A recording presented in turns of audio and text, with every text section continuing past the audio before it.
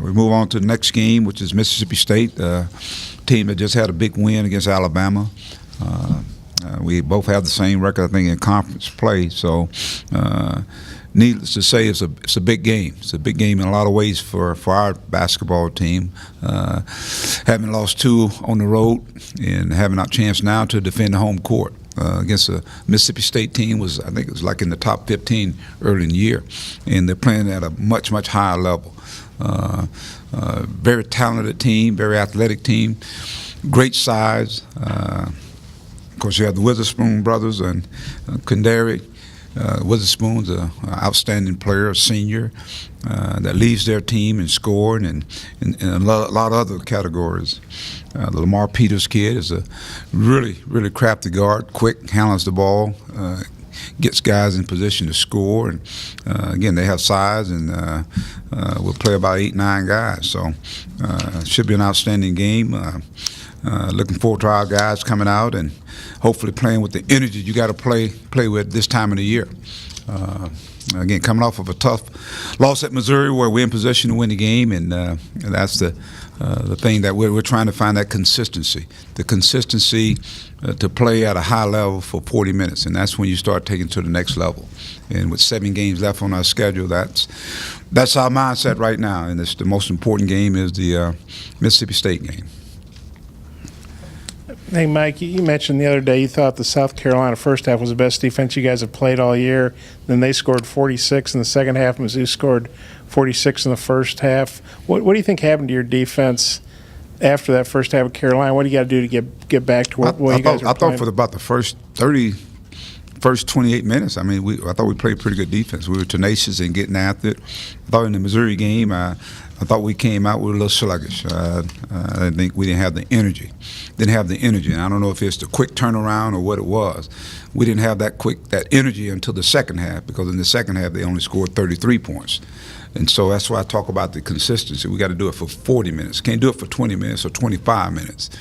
And that energy has got to be started at the beginning of the game, the middle of the game, and finish the game. So the inconsistencies is where we got to, and sometimes it goes hand in hand with scoring. When you're scoring, your energy level goes up. So we've got to be able to, not necessarily just because we're scoring, that we're playing at a high level on defense. But give Missouri credit. They came out and made some shots. And even when you talk about South Carolina's a good basketball team. Since you recruited Reggie Perry, just kind of what do you look for out of him and what problems does he present? He's a skilled forward that can rebounds the ball well, can score, passes the basketball. He's a good basketball player, and he's playing really good right now. Yeah, Mike, speaking of, what do you remember about he committed here and then he flipped and that happened? Well, he was Mississippi State, so commitment is one thing, but when you sign in on Mississippi State, so. It's good. He's a good basketball player. I guess Quindarius Witherspoon, you played him a bunch. Just kind of what he presents a problem because he's so strong. He can rebound. He can score inside, outside. And right now, it just seems like he started playing some of his best basketball right around this time. Just has a great nose for the ball, great instincts, and but again, he's been around a while, so he's a veteran. And he is the leader of their team. Players, they said execution and lack of execution towards those final possessions where it's a win or a loss is really where this team has fallen, and that's frustrated them because that could mean more wins for this team. As a coach, when you look at that execution, how do you hound on your guys how important it is on those final possessions of the game? Well, it's something that we work on. We work on situations in practice each and every day, and so it's just a learning process you got to go through. In the games, you got to learn it, and we come up short sometimes. We come on the other side of it. But I think if you persevere and you learn from it, I think eventually it'll turn to your favor. So hopefully, and we're going to be in more games like that this year. But like I said, I think the guys are putting themselves in position to win those games, and now it's all about players making plays. If you look at all those teams, players making plays, and sometimes play may not be just from an offensive standpoint. It may be a defensive execution. And we had multiple plays, I thought, in the Missouri game, whether it be a loose ball, whether we giving up a behind the back, a lob to a guy that shouldn't take place, a hustle play. And those are the things that add up. Switching at the wrong time. I mean, those are the things that kind of add up. And I think if you kind of nullify some of those situations, then obviously the execution you're talking about has happened then. The way Isaiah shot the ball this year sets the freshman record for three-pointers made in a season. Are you surprised at the level he's been able to play at all season long, or is that something that you kind of thought might come?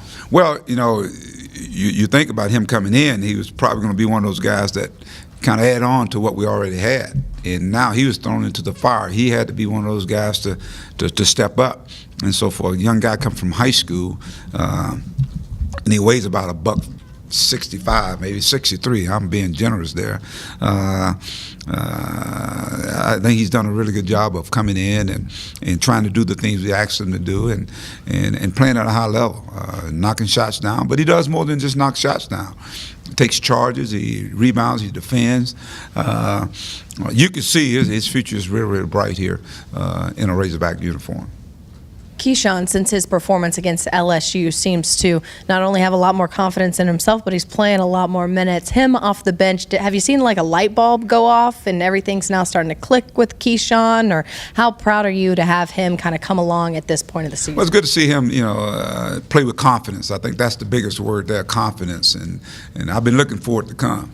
But you're talking about a guy that's, he set out his whole last year at IMG, because of a stress fracture and then had surgery. So he's starting to come into his own. His body and his game now is starting to showcase. He's doing on defense. We've seen some of the offensive explosion that he's capable of doing, and that's so important to our bench. I think even in the last game, I think if our bench scores for us, I think we win that game.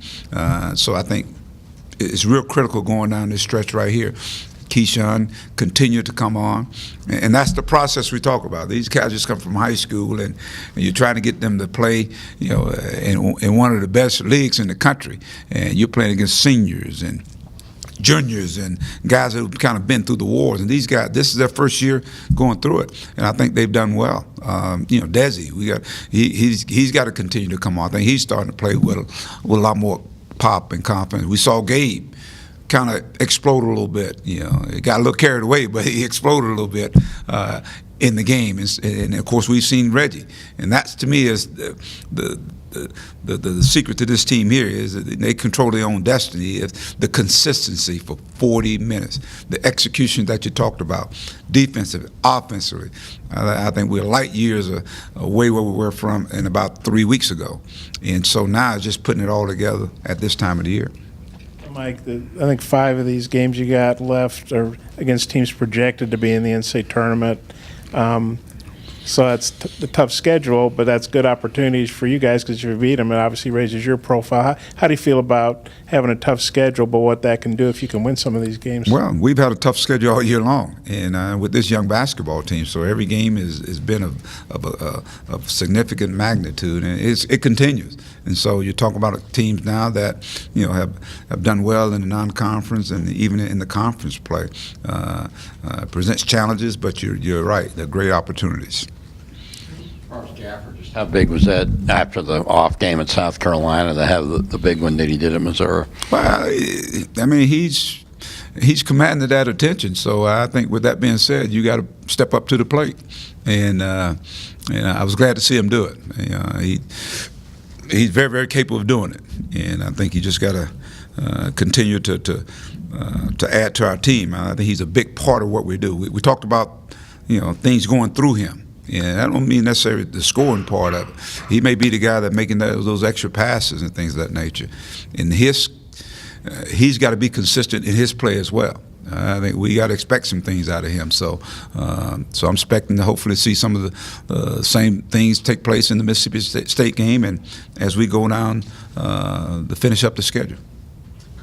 I guess there's been some stuff on Twitter about Justice Hill talking to Chad Morris about football. Is that something you guys have talked about? Is there something going on there? Justice has just been practicing. He's just been practicing with us right now. So there's not any football for him right now that you're... Well, like I said, he hadn't said anything to me about football. Mississippi State leads the league in three-point shooting, or for all overall games. Just what do you think of the three-point shooting, and how big is that? Because obviously South Carolina shot pretty well, Mizzou shot pretty well. I think it's going to be a factor. I think can't let them kill us inside, with their size. But at the same time, we got to be out there with those guys to shoot the basketball, and they got multiple guys that can shoot it. Both Witherspoon brothers, Lamar Peters, Holman can step out and shoot the basketball. The Carter kid, even Reggie can step out and shoot the basketball. So they got multiple guys that can shoot it. So our defense is going to have to be everywhere. And the finishing part of defense is rebounding the basketball. We got to make sure they're contested three-point shots. I thought in the South Carolina game they had wide open shots where the assignment, the execution we talked about on defense, it broke down. They got through the way the ball screened, and guys are rotating, and now guys out there shooting wide open shots. We can't let them just have wide open shots. Most guys are going to make those shots. You mentioned the bench a few minutes ago.